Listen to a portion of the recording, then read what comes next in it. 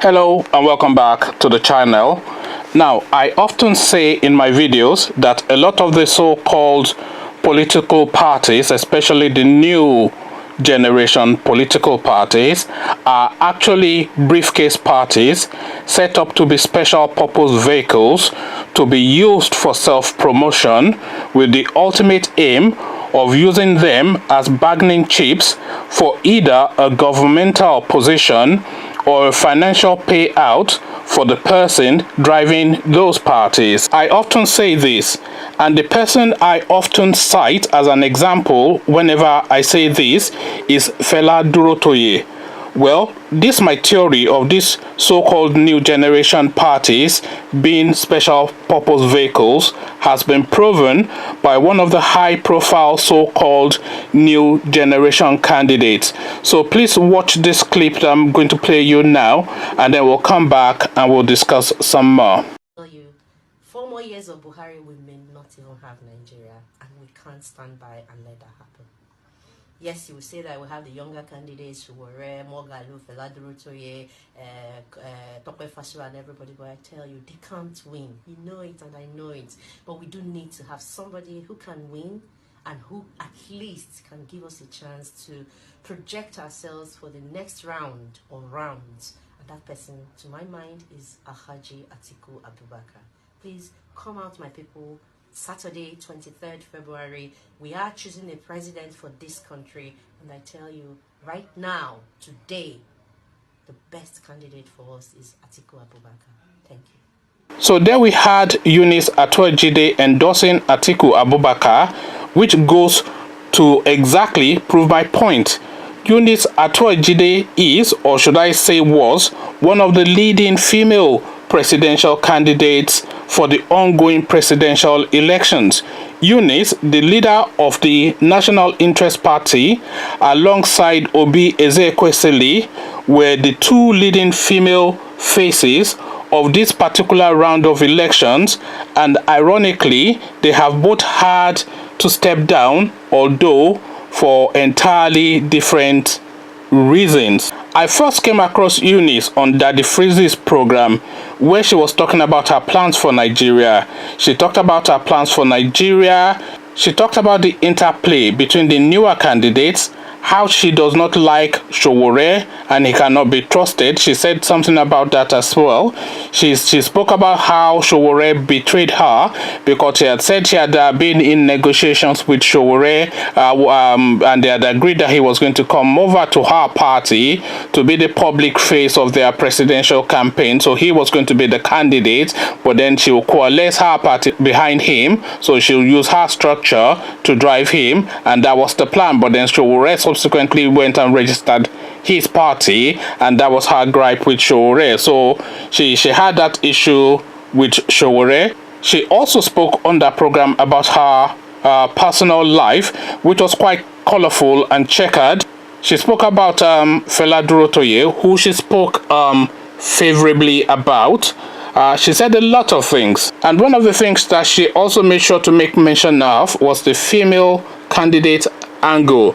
And this of course plays well to the Nigerian audience, because of course we all want to see more female representation at the higher levels of governance. So we all want to see that women are underrepresented in the higher echelons of governance in Nigeria, and this is something we all want to see addressed as soon as possible.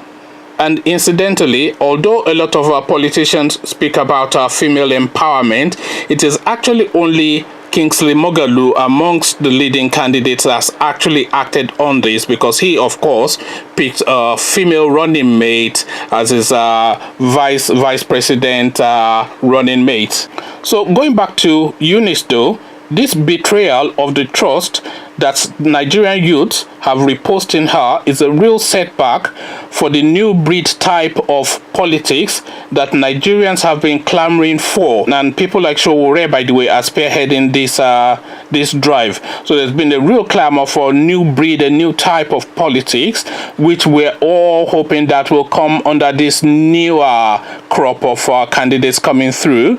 And Eunice has managed to tag herself onto that wave, but then she's now demonstrating some of the same politics that we know of, building momentum and then selling that momentum to one of the money bag politicians, which is exactly what she has done.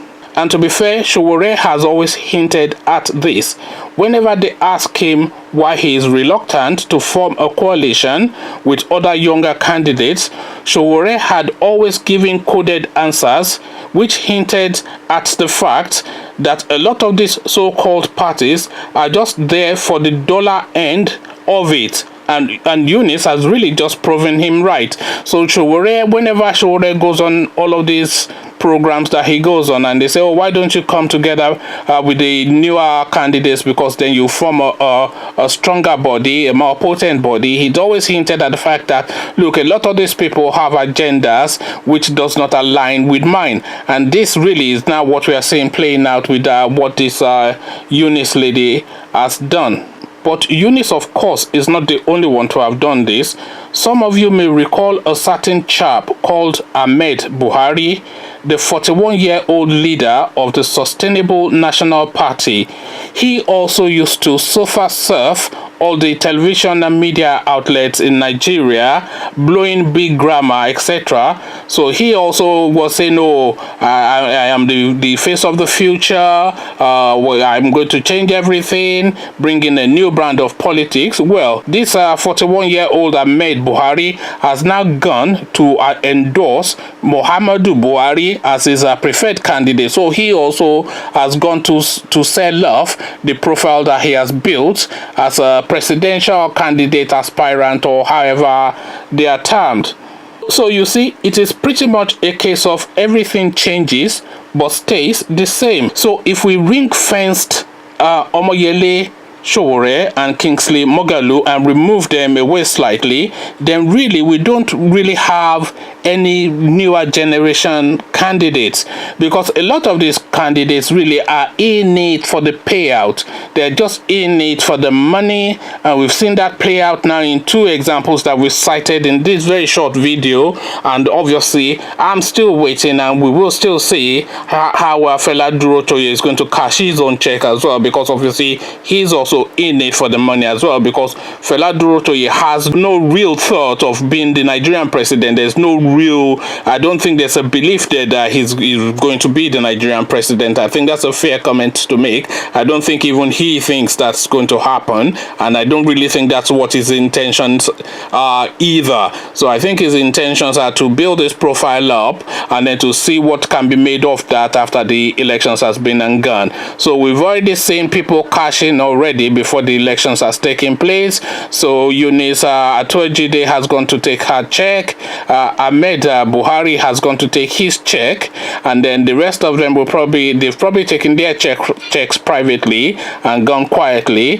But Fela Durotoye will probably wait for the bigger payout after the elections has gone. He'll probably be one of the people that will go to court as well and make a lot of noise, you know. So this is what is playing out now. Newer generation candidates. What newer generation candidates? I cannot see a difference between what is going on with these people who are under 50 or under 60. Let's even use 60 as the cutoff age. I cannot see a difference between what is going on with these newer faces that were meant to be seen and the old guards that we've always known, because what they are doing, these so-called newer candidates, is exactly what the older generation of candidates that we're looking to get rid of have always done. So they build up all this big momentum, they'll raise hopes among people gullible enough to believe in their nonsense, and then they'll then sell that hope onto a big money politician. This is just the nature of the Nigerian political landscape, and we've seen that play out again.